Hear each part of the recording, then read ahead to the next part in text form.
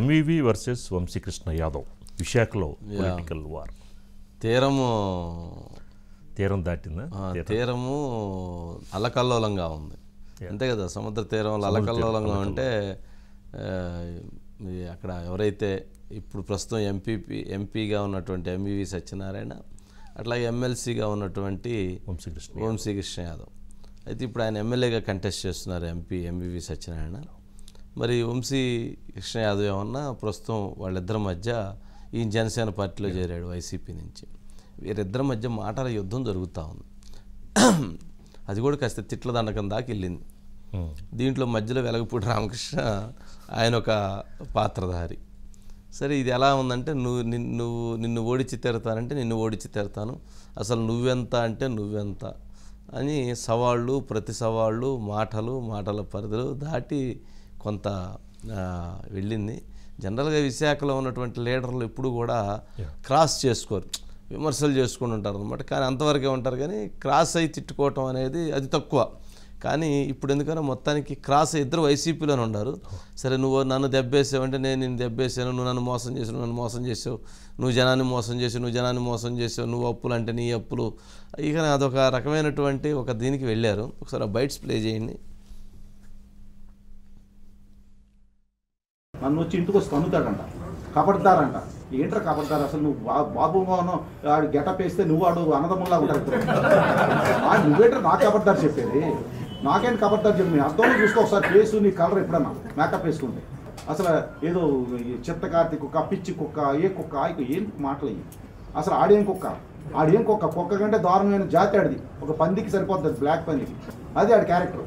అంచేత దయచేసి మీడియా సోదరులందరికీ కూడా ఈరోజు ఈ వివరణ ఇవ్వడం జరిగింది. పత్రికా ముఖంగా నేను ఛాలెంజ్ చేస్తా ఉన్నా అతనికి.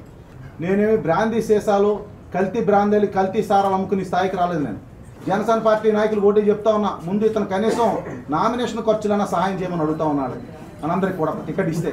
అది అతను దౌర్భాగ్యం. అటువంటి వ్యక్తి ఒక ప్రెస్టేషన్లోకి వెళ్ళిపోయి టికెట్ ఎక్కడుందో తెలీదు, అసలు పోటీ చేస్తాడో లేదో తెలీదు, పోటీ చేస్తే గెలుస్తాడో లేదో తెలీదు, నేను మంత్రిని అవుతానంటాడు. నన్ను వచ్చి ఇంటికి వస్తే తన్నుతాడంట. ఈ రాష్ట్రంలో అత్యధిక ఓట్ల తేడాతో ఓడిపోయే వ్యక్తి ఎంవివి. చెప్పా వాడికి ఇదేనని, ఇంకా అందులో డౌటే లేదు మీకు. ఎంటాడతామని చెప్తా ఉన్నా, వాడి కోసమే పార్టీలు మారని కూడా చెప్తా ఉన్నా. నేను వాడి వల్లే పార్టీ మారని కూడా చెప్పాను గతంలో. వాడిని ఓడించిన లక్ష్యం చెప్తా ఉన్నా. ఒక్క ఓటు కూడా ఇలాంటి చిత్తకత్తి కుక్కలకి వేయొద్దు. ఈ కుక్కలకు కానీ వేస్తే ఈ ఊరి మీద పడతాయి. నా నోరు తిరిపి ఇంట్లోంచి కూడా బయట కుక్క, ఒళ్ళు దగ్గర పెట్టుకో. చిల్లరగా మాటలని చిల్లరగా పేద వణుకో తోలు తీస్తాను. సన్యాసి ఎదవా రా, నీకు ఛాలెంజ్ చేస్తా ఉన్నా. నేను ఏ ముఖ్యమంత్రి కాపాడుతాడు, ఎవడు కాపాడుతాడో కాపాడేవాళ్ళకి ధైర్యం ఉండి కాపాడుకోమని చెప్పు. నీకు దమ్ముంటే రా, నేను ఎక్కడికైనా రెడీ. ఏ సెంటర్ రమ్మన్నా వస్తా, నీ ఇంటికి రమ్మన్నా వస్తా. నేను ఎవరికి భయపడ్ను. రాజకీయాలు కొంచెం జనరల్గా విశాఖలో ఇలాంటి సంస్కృతి లేదు. బట్ ముందు ఎవరు మాట్లాడారో అనేటువంటిది అంశం పక్కన పెట్టినా కొంచెం సంయమనంతో మాట్లాడుకుంటే మంచిది. కొంచెం విశాఖ ఉత్తరాంధ్రలో కొంచెం డిగ్నిఫైడ్ పాలిటిక్స్ ఉంటాయి. ఎందుకంటున్నానంటే ఉత్తరాంధ్ర ప్రశాంత వాతావరణానికి నిలయంగా ఉంటుంది. అక్కడ ఉన్నటువంటి పార్టీలకు సంబంధించినటువంటి నాయకులే కాకుండా ప్రజలు కూడా ఒక సౌహృద్భావ వాతావరణంలో ఉండాలి, వివాదాలు ఉండకూడదు, ఘర్షణాత్మక వాతావరణం ఉండకూడదు, ప్రశాంతంగా ఉండాలి, ప్రశాంత జీవనం జరగాలి అనేటువంటి దాంతో ఎక్కువ ఉంటారు. సముద్రం అలల శబ్దం తప్ప నాయకుల అలల శబ్దం, శబ్దాలు ఉండకూడదు అనేటువంటి భావంతో ఉంటారు. కానీ ఇలాగ నేతలు అంటే ఒకరు ఎంపీగా ఉన్నారు, ఒకరు ఎమ్మెల్సీగా ఉన్నారు, ఇద్దరు ఒక పార్టీలో ఉన్నారు, ఇప్పుడు విడివిడి పార్టీలోకి వెళ్ళారు.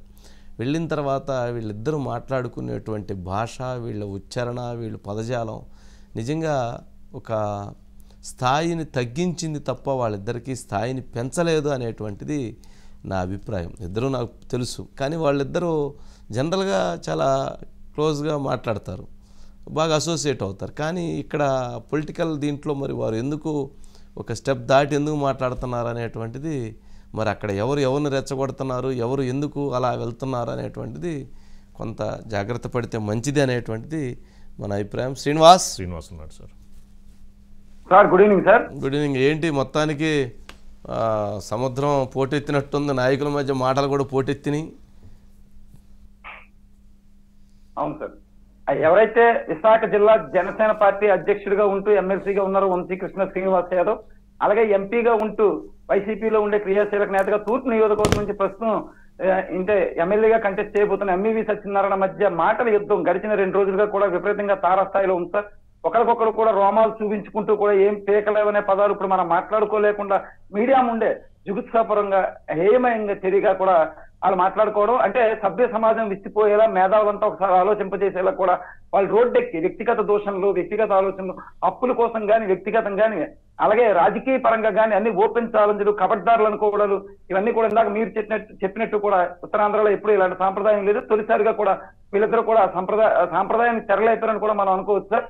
ప్రధానంగా వ్యక్తిగతమైన కక్షలే రాజకీయ వైషమ్యాలకి రాజకీయంగా దూరమని దారి తీసాయా, లేదా రాజకీయ విభేదాల వ్యక్తిగత కక్షల వరకు మాట్లాడుకునే అంశం వరకు దోహదపడ్డాయా అని మనం మాట్లాడుకుంటే కనుక వాళ్ళిద్దరు కూడా ఒకటే చెప్తున్నారు సార్. ఎంఈవి సత్యనారాయణ నేనే 2019లో వంశీకి టికెట్ అమ్మని చెప్పి జగన్మోహన్ రెడ్డి రిక్వెస్ట్ చేశాను, నన్ను నమ్మట్లేదు అతను, అక్రమానికి అమ్మని చెప్పాను అంటున్నాడు.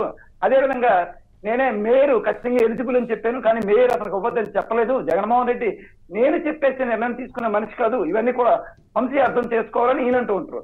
ఆయన ఏమంటారంటే అసలు వంశీ ఏమంటారంటే ఎంఈవి సత్యనారాయణ ఎవరో జగన్మోహన్ రెడ్డి తెలియకపోతే గుంటూరు మిర్చియార్డుకు తీసుకెళ్లి అన్న పలానా ఎంఈవి సత్యనారాయణ ఒక బిల్డర్ ఉన్నారు మన పార్టీలోకి వస్తారంటే నేను తీసుకెళ్లి పరిచయం చేసి నేను మాత్రమే డైరెక్ట్ గా పార్టీలో పరిచయం చేస్తే నన్నే బయటికి పంపించేయాలని, నన్నే ఆ పదవి తీసేయాలని చెప్పి జగన్మోహన్ రెడ్డిగా చెప్పాడు.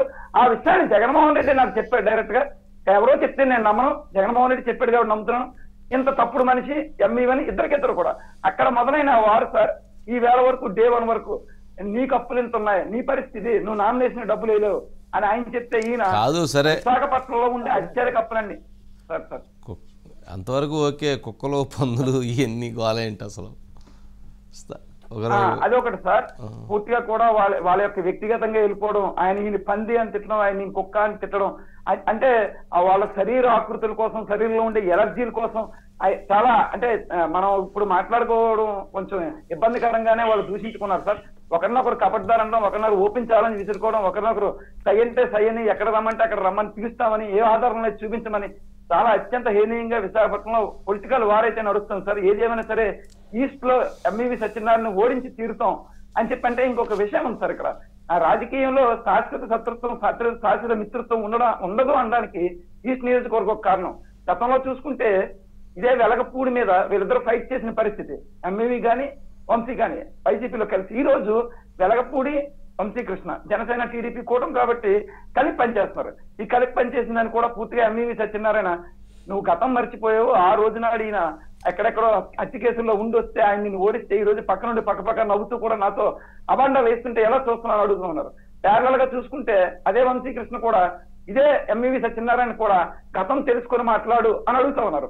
ఏదైనా టోటల్ గా చూసుకుంటే విశాఖపట్నానికి వీళ్ళందరూ వలస వచ్చిన నేతలే, ఇక్కడ అభివృద్ధి చెందిన నేతలే, ఇక్కడ విశాఖపట్నాన్ని అభివృద్ధి కోసం ఎంతో కొంత చేద్దాం అనుకున్న నేతలే, ఎంపీ గాను ఎమ్మెల్సీ గాను రాజ్యాంగబద్ధమైన పదవుల్లో గౌరవప్రదమైన స్థానాల్లో ఉన్నారు.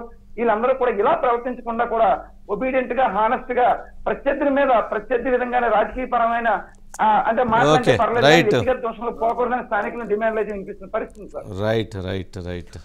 Sir next